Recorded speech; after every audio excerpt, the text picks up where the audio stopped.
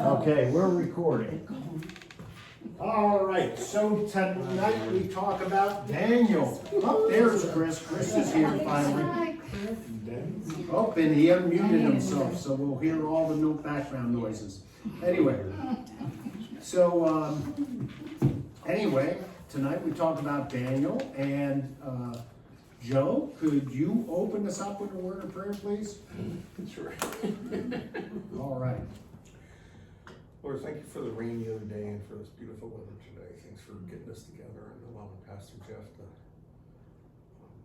give us some knowledge into your word. I ask you to bless people here and online too, and give us an understanding of your word in Jesus' name. Amen. Amen.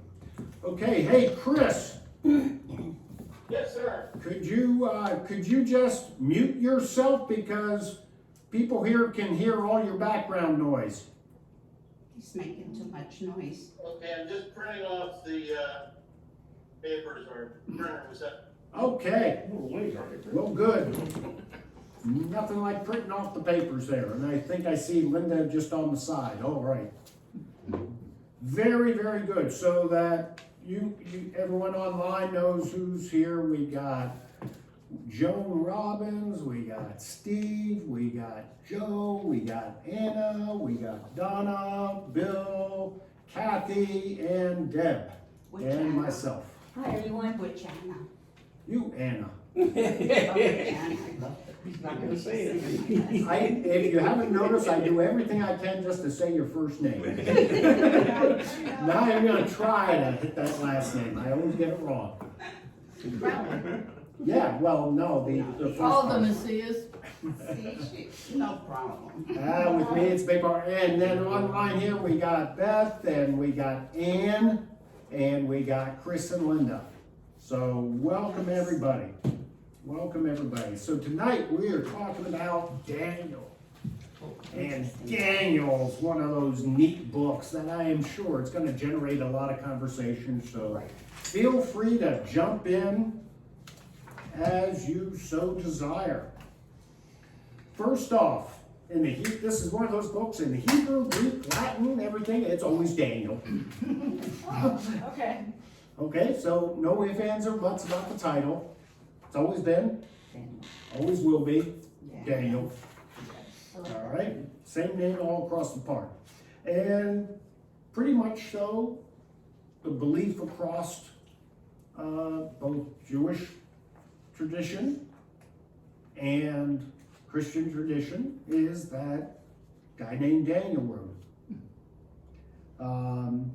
There are, and we're going to get into this, Daniel is a book with a lot of problems. And it's problems not just for those that are theologically liberal. There are a lot of problems for conservatives and evangelicals and Orthodox.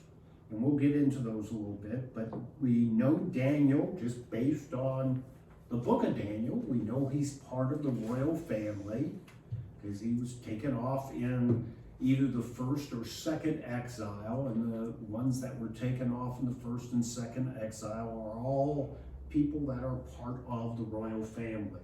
They're all descendants in one way, shape, or form or another.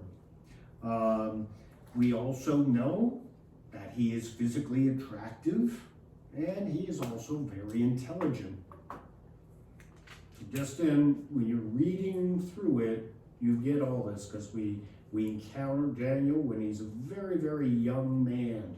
Actually, he's not a young, he's a teenager. And the way he deals with the king's assistants and aides and those that are working with these kids to get them trained up shows his intelligence. So time and time again, it comes through.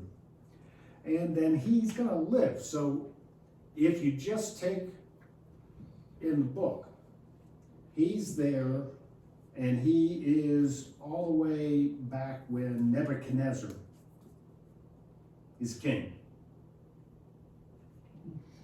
And he goes all the way to King Cyrus. So just on that alone makes them 84 years old. Now, while we here today, someone else is coming online now. That's Linda. She's doing a separate one. Okay. Just saw her hand wave. All right. So while we today look at 84 and yeah, we think, okay, that's old, but yeah, you know, we know a lot of people 84, and heck, in this church, we know a real lot of people that are 84. And no big deal, you know, and they're running circles around most of us. Back then, the average life expectancy was about 40. And so a person living into their 80s was very, very, very rare. Extremely rare. People died for all sorts of things back Probably then. because he ate that healthy food. Well, people died for all sorts of reasons back then, Because he, in all Yeah, sorts of strict ways. Just so you know, people, and there were diseases all over the, you think COVID's bad? Heck, they got everything, you know, and no cures or anything like that. And if that didn't get you, then life was pretty brutal, and there are a lot of people that just wanted to bump you off. So it was very rare for someone to live that old. So that makes them really stand out just in that age factor alone itself. We generally date the book to around 600 to 530 BC. We are now in a period of time where this history is very well recorded. It's recorded not just biblically, it's recorded by tons of secular sources. So we're getting in a period where we can really date things, and a little later on here in these notes, you're gonna see things dated down to months and days, because we actually have the sources to confirm that. There are those that argue for later dates, and that's part of the problems with Daniel. So the major problems with Daniel, you can divide them into two categories. First, there's the historical problems, and then there's the literary problems. The historical problems is that Daniel's historical events do not align with the histories. And they don't even align with biblical history. So if you take Jeremiah or some of the other prophets, or Ezra and Nehemiah, all of who overlap and align with Daniel in his lifetime, in his profile, and in the time that he talks about in Daniel, guess what? They don't align.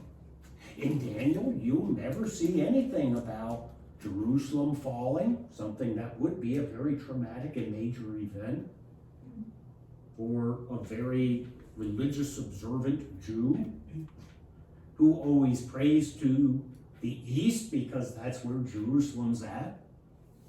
You never hear about the temple being destroyed. You do not hear about any of the other prophets, like Ezekiel, who, gee golly would, Ezekiel's a contemporary. So all the other prophets talk about the other prophets. And you can kind of say, yep, this one matches here, this one matches here. And they talk about other Jewish historical figures, and not Daniel. He talks about some of the people with him, but that's it. He never brings up any of the other pieces. And so that causes a little bit of head scratching, because that makes it unique. In Jewish literature, that makes it very unique. A good religious observing Jew would at least mention Moses. Or say something. He doesn't say that. Would at least bring up the temple once. He doesn't bring it up at all. And so people scratch their heads on that and say, why? This doesn't make a whole lot of sense. The other thing is his dating system he uses is Persian. The problem is this Persian system that he uses wasn't made and brought about until after Daniel's dead. Well, how do you know about that then? So that causes a bunch of head scratching among any Bible scholar. I'm not just talking the liberal ones, I'm talking the conservative ones, I'm talking very evangelical ones. It causes a lot of head scratching to say, well, wait a second. Why is that? Why would you use this kind of dating system when you should be either using the dating system that Jews used or the dating system that the Babylonians used? If you're being like a Babylonian scribe, an administrator, makes sense. Why would you end up picking up a system that didn't even exist while you were alive? And by that I mean, you see, so does anyone know how the Jews did dates?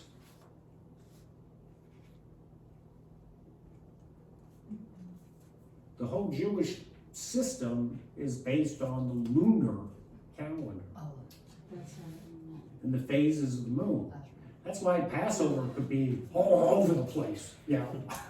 When you'd say the 14th of Nisan, which was the 14th day of the month of Nisan and thing, well, the old moon cycles, it didn't always make for this nice, 30-day period. So things would rotate all over the place. It would go from being like in a springtime to maybe being in the summer, occasionally even in the fall. That's nice though. It would, Yes. yeah. Well, our And- Easter isn't always on the same date. Well, but that's one of the controversies when they were trying to figure out when to date Easter. That's one of the things, because what you had by that time in the early church was they were having more the Roman calendar system, which is more similar to what we know about. Right. Closer anyway, not exactly, but a little closer. And so they were trying to say, wait a second, this is too chaotic. We gotta figure this out. And anyway, we be Christians and those are Jews. We don't wanna be like the Jews. So and that's why the Nicene Council in 325 came up with the dating of Easter as being the first Sunday after the first full moon after the vernal equinox. Okay. As a compromise. And that's actually how we date our Easter, and that's why it varies a little bit. Isn't that amazing? Yeah. But that was their compromise. Well, we'll throw the full moon to the Jews, so they have that, but then it makes it a little more fixed. But that's a side note. So, and the other thing in Jewish system, so when they would say, when you read in the Kings and stuff, and we hadn't talked about this before, but when it says the first year of King such and such, that means the king started. As king, not as. Right, and so what we would call the second year, that would be actually, he concluded his first year. Oh, okay. But they would say in the second year, but that means he's only been there 1 year. It's like the Chinese, when they do their birthdays. Right, They give birth, their birth date is the date and it starts right then, not the completed, after the completed year. and so the Babylonians would do it exactly the opposite. And they would say the first year, and it's the end of the first year. And then at the end of the second year, they would call that the person's second year. And think. The Persian system was closer to a calendar like ours. It's based on the solar time, so it's still varied and moved over thing. And in the Persian system, though, they would talk about the first year that he actually consolidated their authority. So a person like Daniel, Daniel became king, but it was 5 years later till he actually consolidated his authority over all of Judah and Israel. Remember, for a while he was just king of Judah. David. Yeah, David, King David. So if you were dating king, so in the Jewish system, when he had 5 years, they were calling it 6. And the Babylonians thing, they would have said, oh, he has 5 years. But then in the Persian system, they wouldn't have counted all those first 5 years. He wasn't king until he had consolidated all his power and authority. Ain't that something? And that's the system he uses. And the way we know Daniel uses that system is because there's a bunch of Persian kings he doesn't even mention.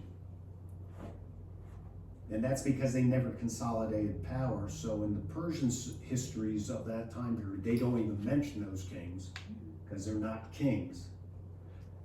But others do mention them in their secular history. And we know they existed. The other problem is he has a bunch of historical figures that never existed.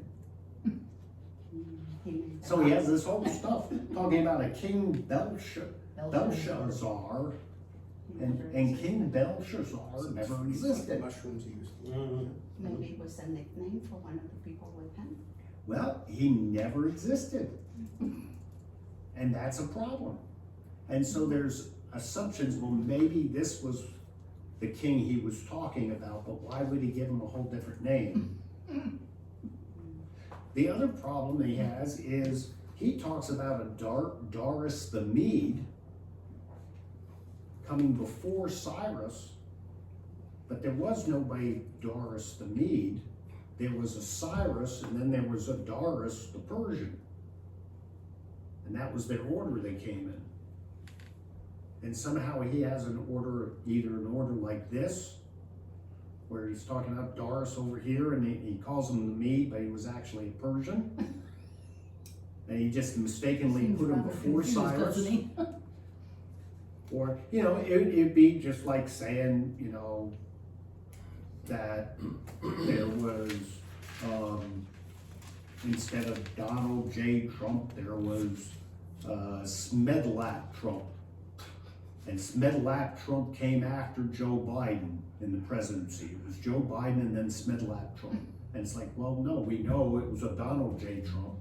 And, that's what he's doing. He reverses the order.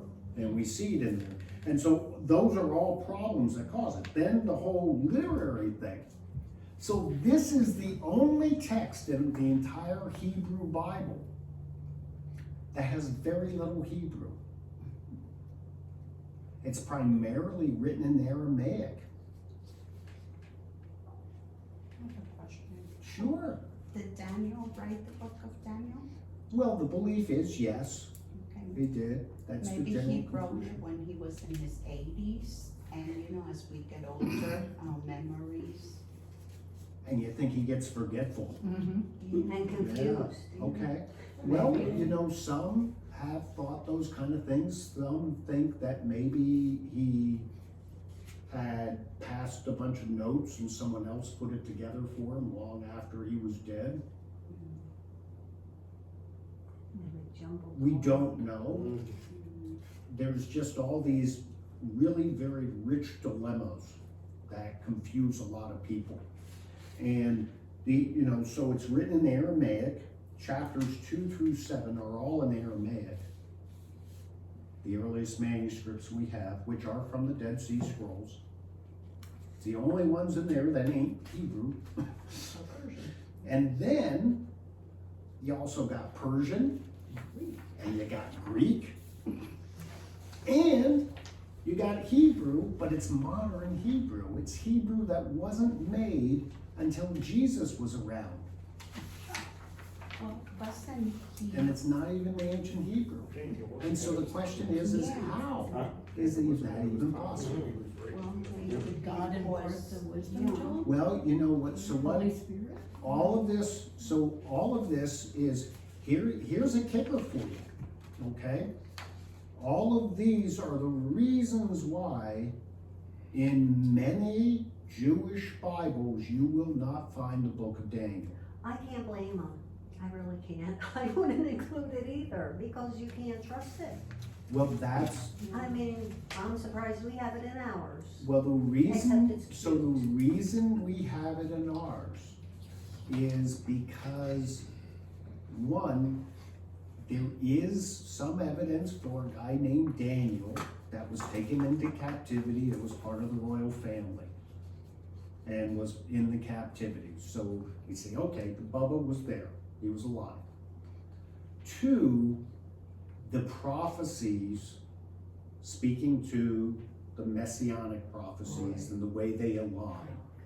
And so all of that is the reason, even though it was a huge debate when they were making the canon for our Bible, for the Christian Bible, and trying to agree on the books, all of those became the reasons why they said, yes, even though it had these problems, we'll put it in. And then for those that are defending the Bible and the faith, when someone brings up these, you could say, yep, there are problems, you're right.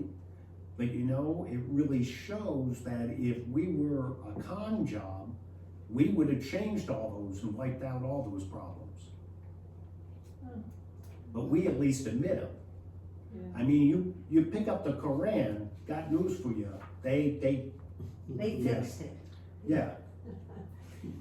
And, you know, all those other texts, they kind of, you know, whitewash through all the problems. But the prophecies are important.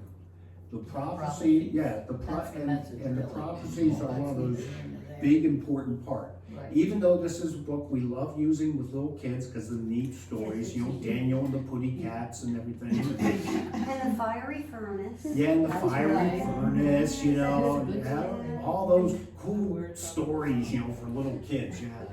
We love all those stories. A main piece are the prophecies and the messianic focus of those prophecies. So maybe it could have been, like he could have had written some of it and then a little while later somebody rewrote it.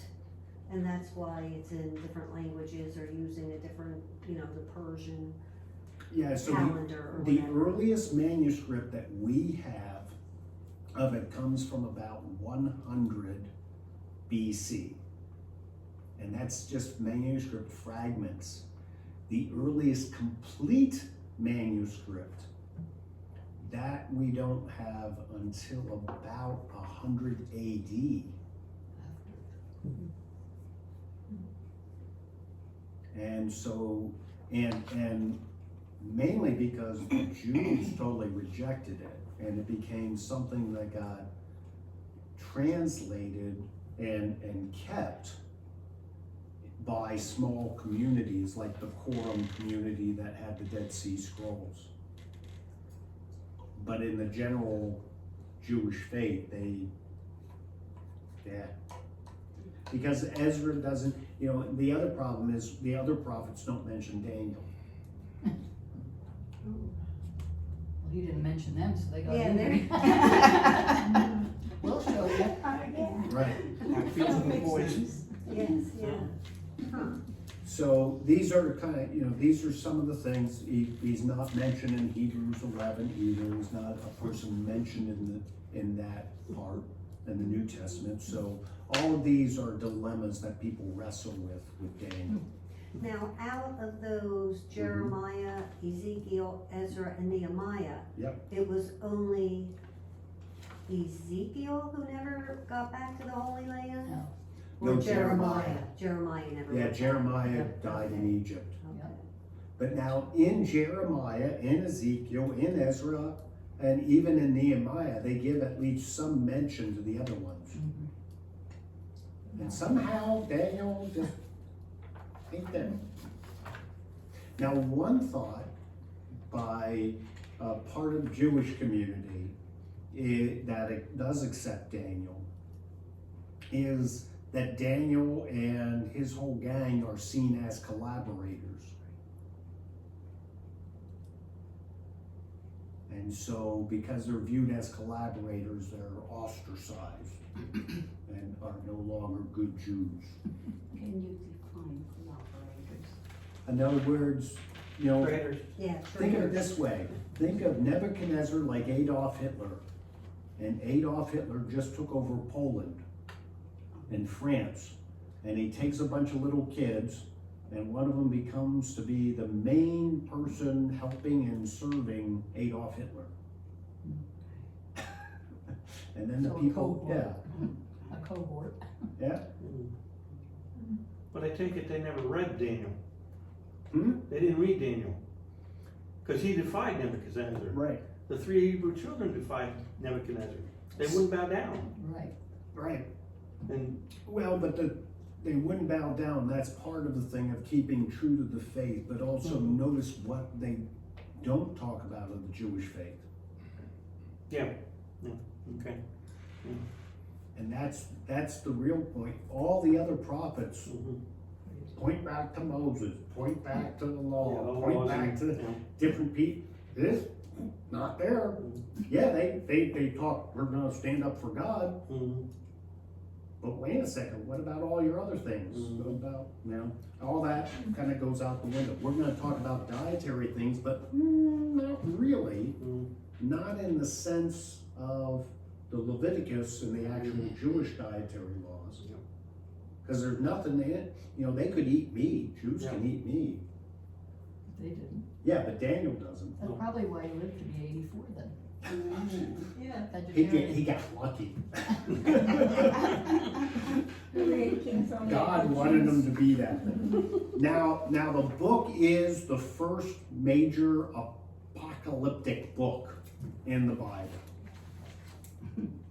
Okay, and by apocalyptic, talking about unveiling and disclosing, presenting a revelation from God. Different than a prophecy or an oracle. Prophecy or oracle had a certain literary type of form versus this unveiling. So prophecies or oracles in the Bible tend to be in poetic form. And they're in this poetry type language. An apocalyptic book tends to be in narrative form and prose form. And so the person gets this vision, they records what they saw and how they saw it and everything like that.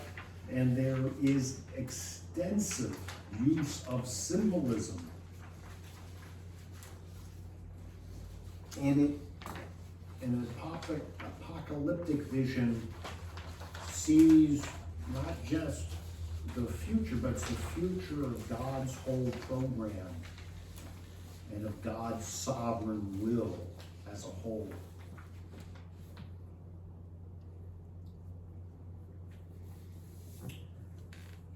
This is, and then the interpretation is generally included within the narrative. Daniel provides an interpretation of each of his visions. Now, people will go through multiple interpretations of his interpretation. But he provides the interpretation within there.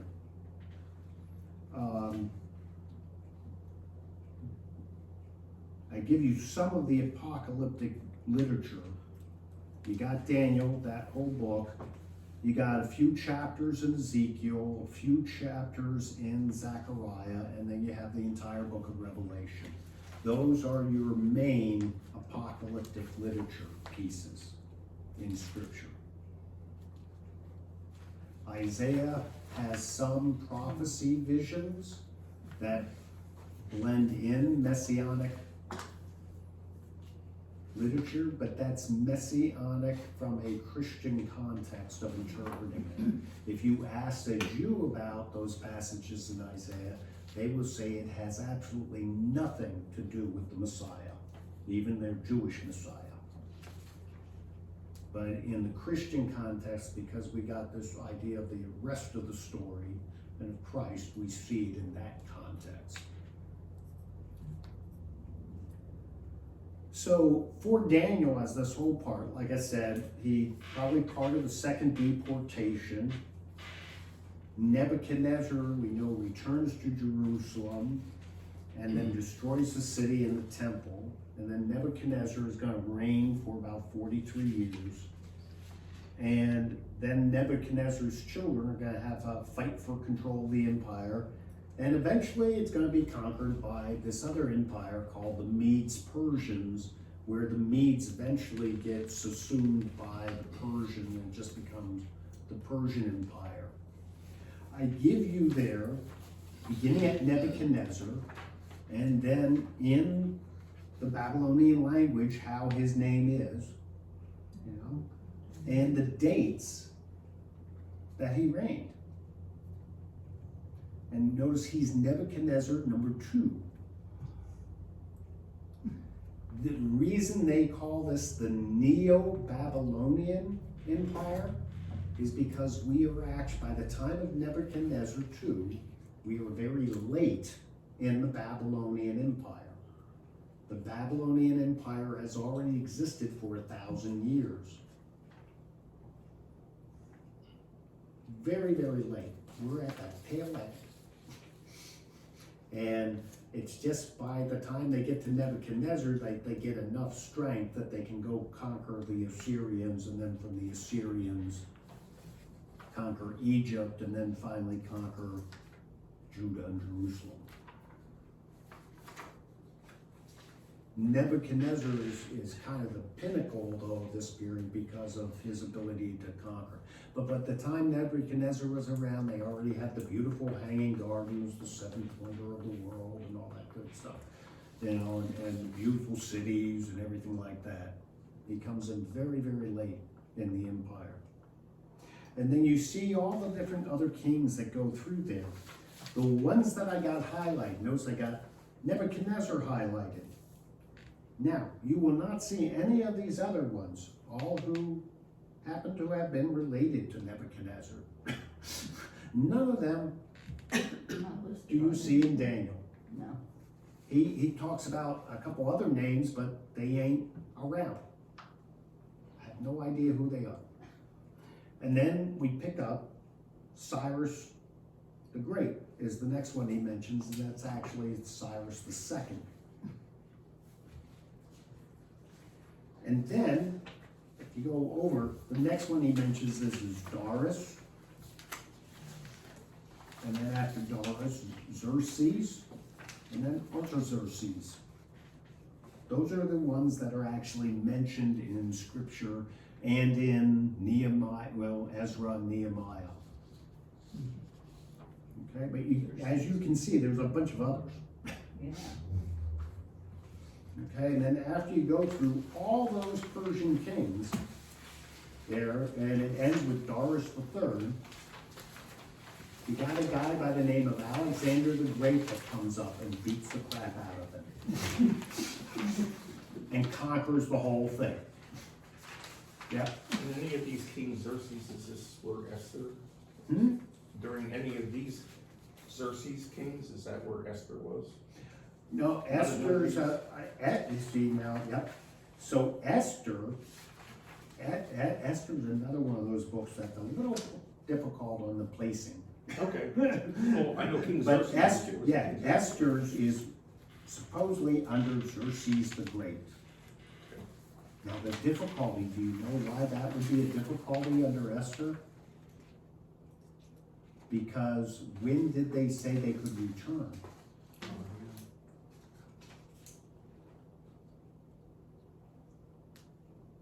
And you see, by the way Esther's written, the return hasn't happened yet. So it gives the impression that it's much, much earlier. But the problem is, by the time of Xerxes, the return has already occurred. They're well on their way of building things up, and Nehemiah's even gotten on the act now. You know, not only do we have the temple built, we got Nehemiah building the walls and everything. Huh. It's a head scratcher, but we'll get into that with Esther later. Anyway, any other comments, thoughts? What's your opinion about the book? Considering all the problems. I think there is possibly, there is definite historical anchors that are in there.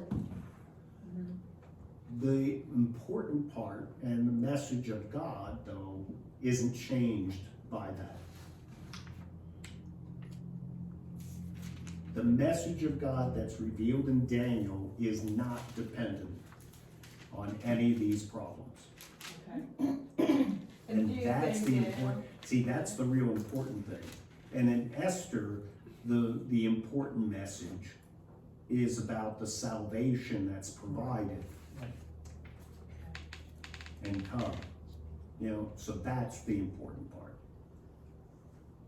So, and that's where we you have to kind of hang your hat, acknowledging the issues and the problem, but recognizing also that, so what? It doesn't change it. But it's one of the reasons why we say the Bible is inspired by God, written by people, but inspired by God, and God has kind of kept it inspired through the things, so it has this nice cohesive whole, but it's not perfect. It's not infallible. There are problems. And that becomes a main doctrinal difference for, some denominations. But in Methodism, as far back as Wesley, which he actually picked up from the Anglican Church, who picked it up from the Lutherans and other Protestants before that, they never saw the Bible as infallible because way back they said, yeah, there's errors here and there in it. But none of the problems or fallacies in the Bible affect the message. Got it. And the main point of it. Right. Does that make, It does. I It see does. how the prophecy of Daniel then is what's important. Yeah, They're all the sides. Okay. right. Interesting, but do they affect? Like the historical prophecy? fiction? Yeah. And you see, we just have, you have to recognize no matter what, that errors get made. Now, the neat thing about the Bible as just an ancient document is that you can take what we got here and you can compare it to a good translation, an actual translation, not a paraphrase, but you could take a good translation and you can compare it to the most original manuscripts we have and you'll find it's accurate. It's the same message. Despite thousands of years difference between it. And the thing is, we have to understand that there really isn't any, you can't even do that with Shakespeare. Shakespeare, which every high school student reads, maybe they still read it, I don't know. But Who knows what they read? you take, yeah, I agree with you, unfortunately. But you take Shakespeare as we have it today, as we read it today, and guess what? It doesn't match up with some of the more original manuscripts they found. But unfortunately, the manuscripts of Shakespeare, the most original manuscripts for Shakespeare's plays are over 100 years old, after Shakespeare died. We do not have an original Shakespeare manuscript. And those things, the way we got it, has more errors in it than the Bible does to the text. And that's why, even just from a secular point of view, you gotta say that this is a valid ancient text. Well, like Emily Dickinson, they just found boxes of little paragraphs of the poems, and they Right. put the poems together like they thought they should go together. And I don't think she had any punctuation either. So Right, so you don't know. you don't know. But they, that's one of the validity things. So if you just use secular textual validity for it, then you have to say, yes, this is a valid ancient text. It's actually more valid than any other piece of literature we have. And, that's one of the proofs for the Bible. But so, yeah, all those major things really don't change the message, and everybody is in agreement on that. That's one area that everybody is in a liberal, a conservative, they're all on agreement that yet it doesn't change the message. Wow, that's amazing. It is It amazing. is amazing. Yeah. There's When something. two or more agree on anything. Now, of course, what each group thinks the message is a tad bit different. Right. Yeah.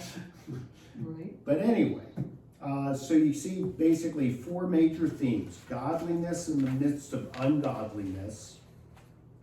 You see the idea of God's sovereignty over all, and that God is faithful, and that God delivers and blesses his people. Those are kind of your main overall themes that you see running through the book of Daniel. And in a lot of ways, Daniel, and it's one of the reasons why we have it as part of our canon, Daniel bridges the gap between the Old and the New Testament. It does it better than any other book in the Old Testament, because Daniel's prophecies actually take us through periods of history that aren't covered by any other book in the Old Testament. And then it even takes us all the way into Revelation.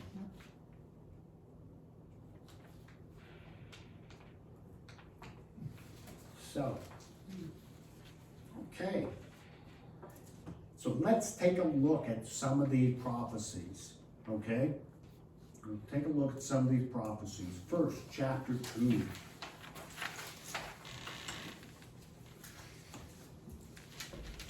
So in chapter 2 here, it says, in the second year of Nebuchadnezzar's reign, Nebuchadnezzar dreamed such dreams that his spirit was troubled, and sleep left him.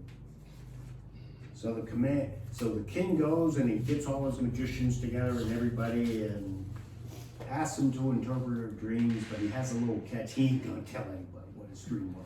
They gotta tell him what his dream is. That way he knows they really know.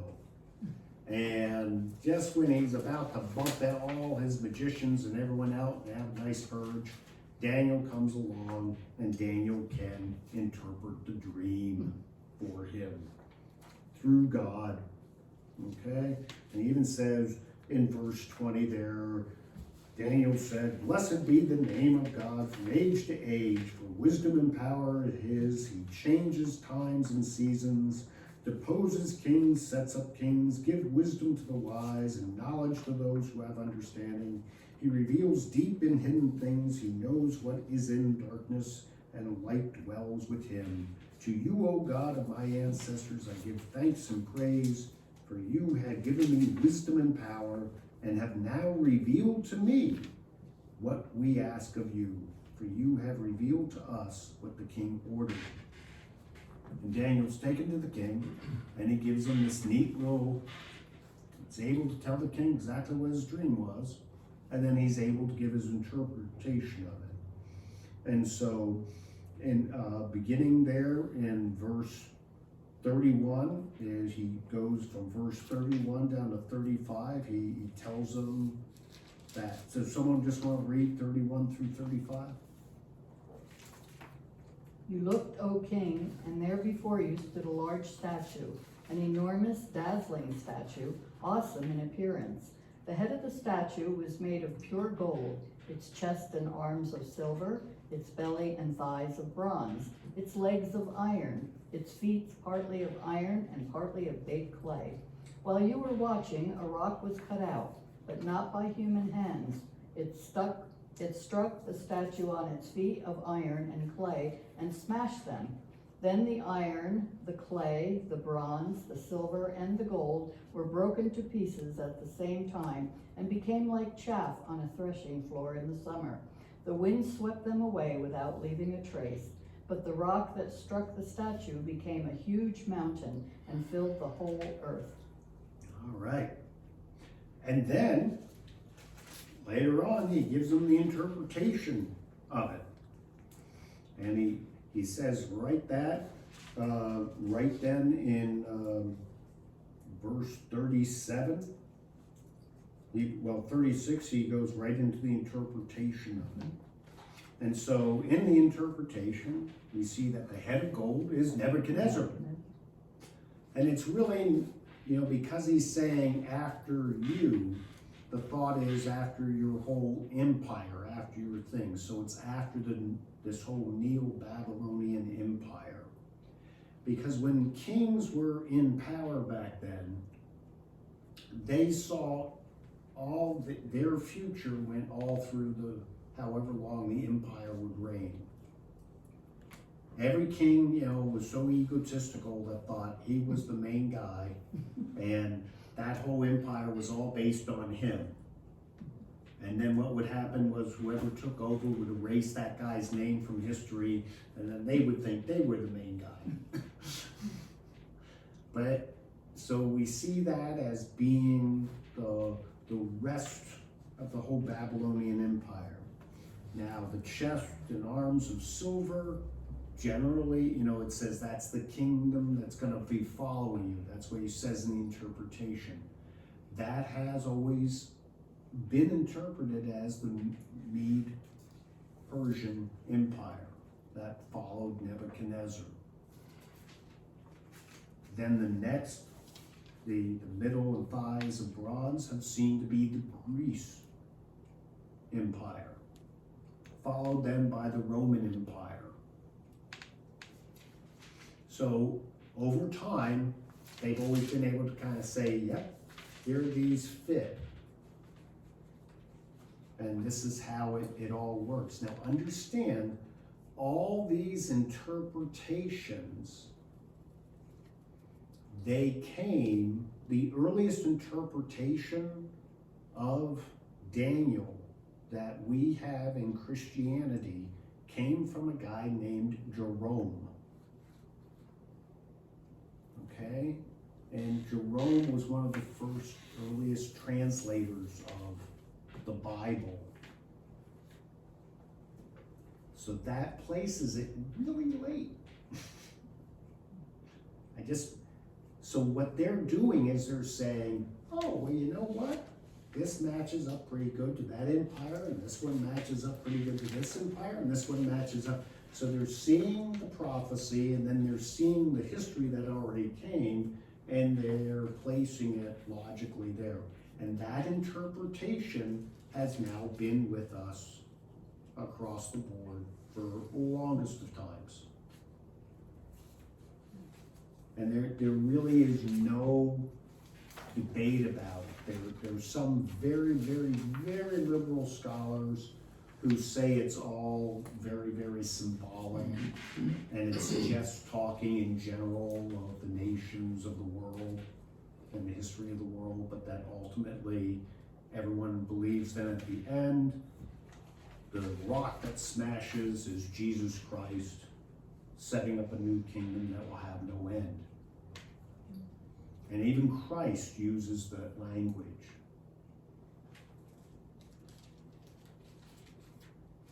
And so that's where we connected as Christians to this messianic vision.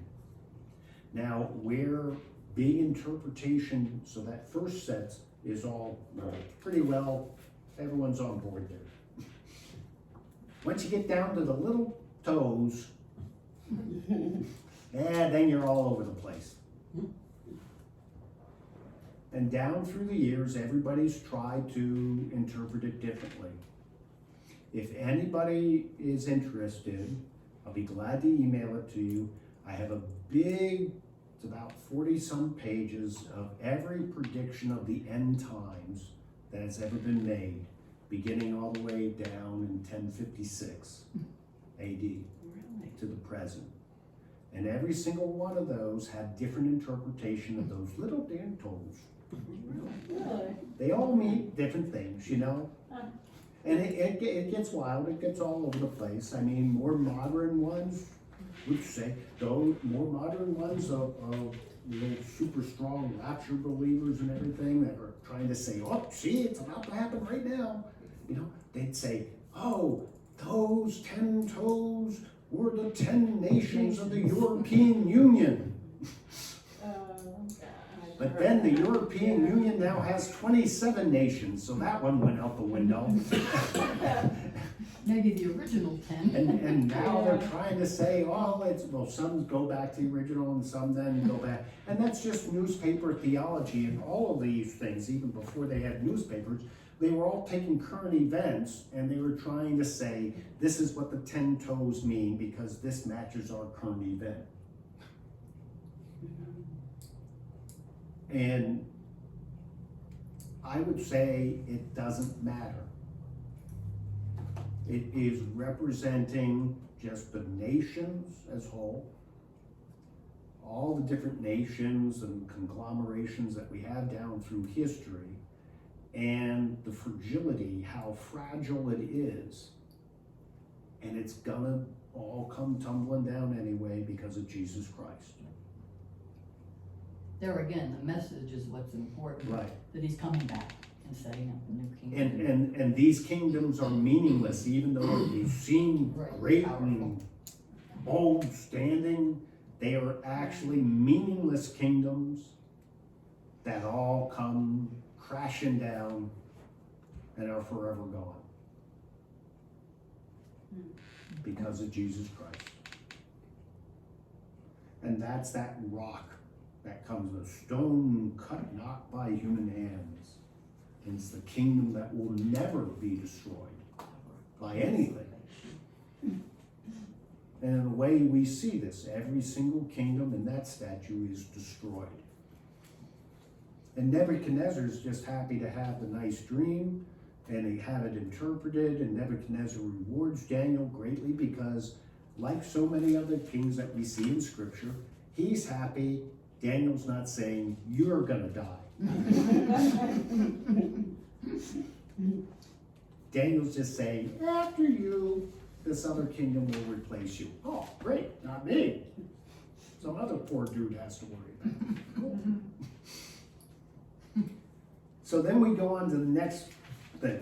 And the next vision, notice the time gap here. The next vision is 50 years later.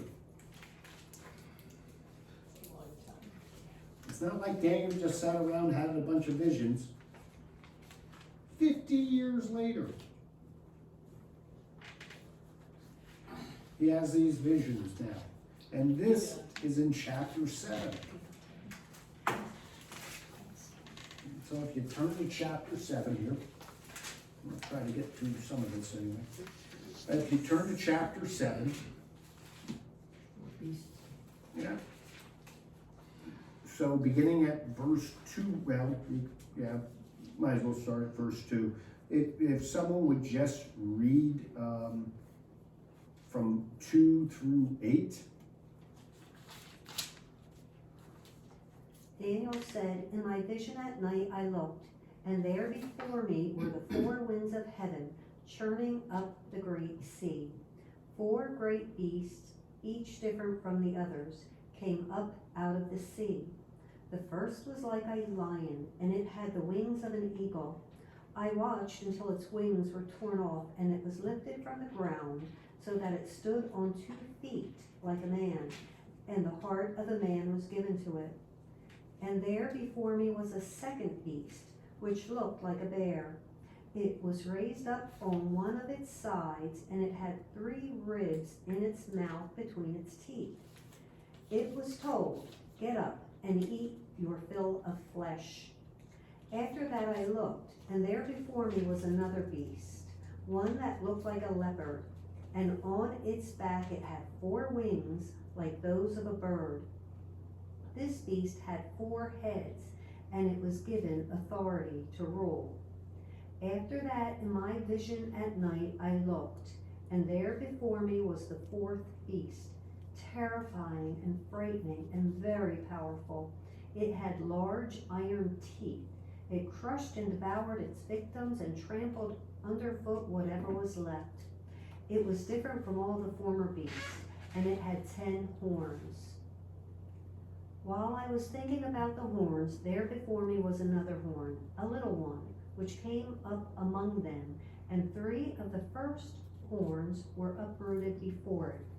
This horn had eyes like the eyes of a man, and a mouth that spoke boastfully. All right. Now he goes again into the interpretation, because it does kind of go on, but then he goes again into the interpretation of that. And he talks, as he continues in this vision, he talks about each of these beasts representing kingdoms, and one kind of devouring the other and moving on. And these horns, and the horns arrogant, speaking against God, and violent. So again, in the interpretation of these, back from the earliest times, individuals took the prophecy and then they took the history that already occurred, and they could see things match. And they also matched it in part to the statue. And so in that, they see the lion with the eagle's wings, Babylon to the Mede-Persian.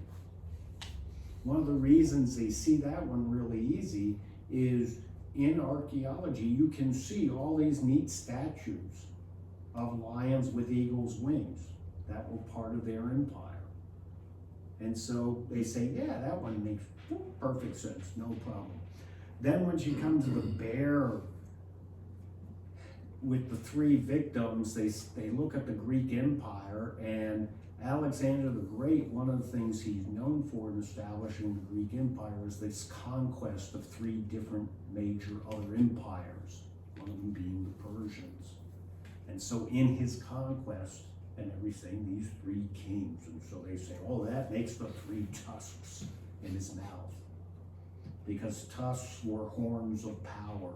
And even in Hebrew symbolism, a horn was a symbol of power and might. And then you get the leopard, and the 4 wings and the 4 heads.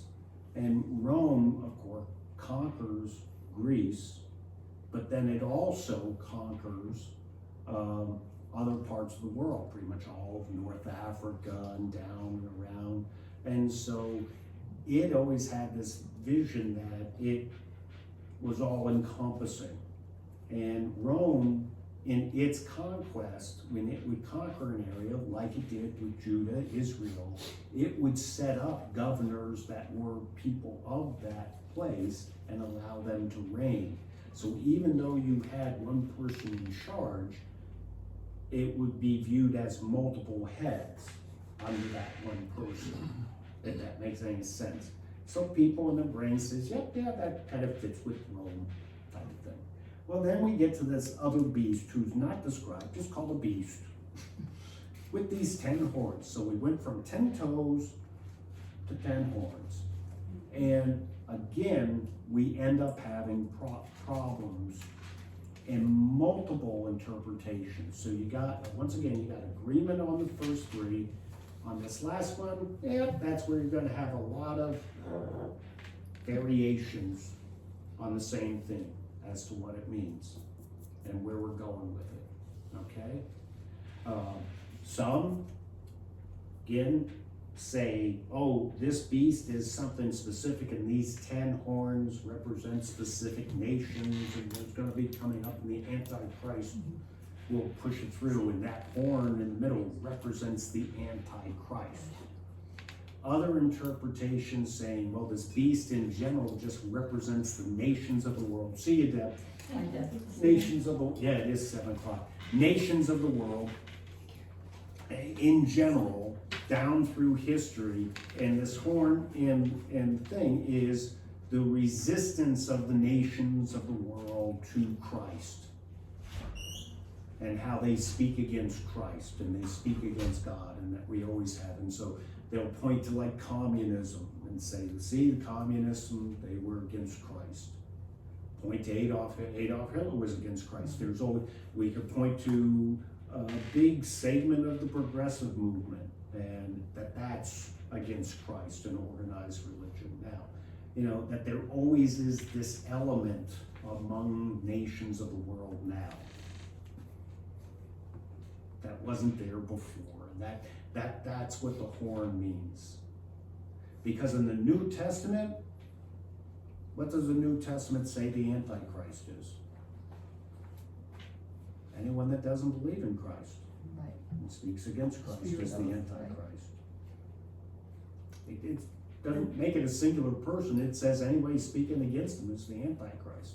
And there's a lot of them. Yeah, right. And that's what, so I'm just saying another interpretation, instead of seeing this as a singular Antichrist coming up, this other interpretation says this is a symbolic representation of all that speak against Christ and are against it. That is kind of the norm in the general society of that day, and is always arguing against it. Does that, hopefully that makes sense. I'm just trying to give you the extremes of interpretation. And where did just an Antichrist, a person, where did that originate then? Darby. That's about an 1890 interpretation over in Ireland. So prior to that? Prior to that, nope, you Nobody will said not find it in Matthew Henry. You will not find it in any of John Wesley's journals. You won't find it by John Calvin. Interesting. You won't find it in any other interpretation until you get to Darby, and then Darby's the one that says, oh, I'm gonna make it this one person, and it's because he sees it as a singular person. And then in these later pieces, well, and since we're past time, we jump to chapter 9. And you can read some of the others, but chapter 9 is the 70 years period prophecy. And this is one of the prophecies that Darby derived the idea of 7 years for the tribulation and a specific period of time. And he matches it then to the time period that's provided in Revelation and say, well, you see, there's a matching piece here. So the other interpretation, though, is really that it's all historical. And in the other interpretation, the 7 weeks of sevens there, that's from the decree to restore Jerusalem to the actual building of the city. And then the 62-week period that Daniel talks about is the building of the city to the coming of the Messiah. And then the 70th week is representative of the Messiah's death and resurrection, ascension, and then the destruction of the temple in 70 AD. So in this particular piece, one set of interpretation takes it and places it all in our future.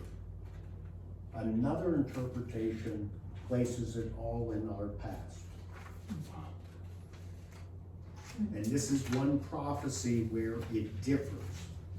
The placing it in the past, that was the dominant interpretation all the way up to Darby. And it was Darby that shifted it. And his justification for it, though, is connecting it to Revelation. History repeating itself, Pardon me? like history repeating itself. Well, not history repeating itself, but Darby sees a 7-year period of tribulation. And so the 70 weeks is speaking of that 7-year period. And he connects it to that 7-year period of time. So no matter which way you look at it, it was a prophecy of the future for Daniel's time. Yes, it was definitely a prophecy, yeah. Yep. Some see it as, okay, yep, it was a prophecy already fulfilled, and it was messianic because it was talking about Christ. And ultimately it was talking about Christ, right? And so Christ established the new kingdom. Because he died, he rose again, and he established the church. And so yes, in this time we're here, but really the kingdom's set. Christ is the king. So that's, yeah, there you go. We're way past time. Thank you all for bearing with me. Thank you. Next week, we're gonna be in Esther. And at The other book. the end of the one gospel, I think it's Matthew. Yeah. Doesn't it say all prophecies will cease, right? There will be no more prophecies, so then that means Revelations is not a prophecy. Yeah, hold on that one. Okay. Okay, just a second. But, okay, I will see you all later next week, Esther. Bye, Linda. Bye.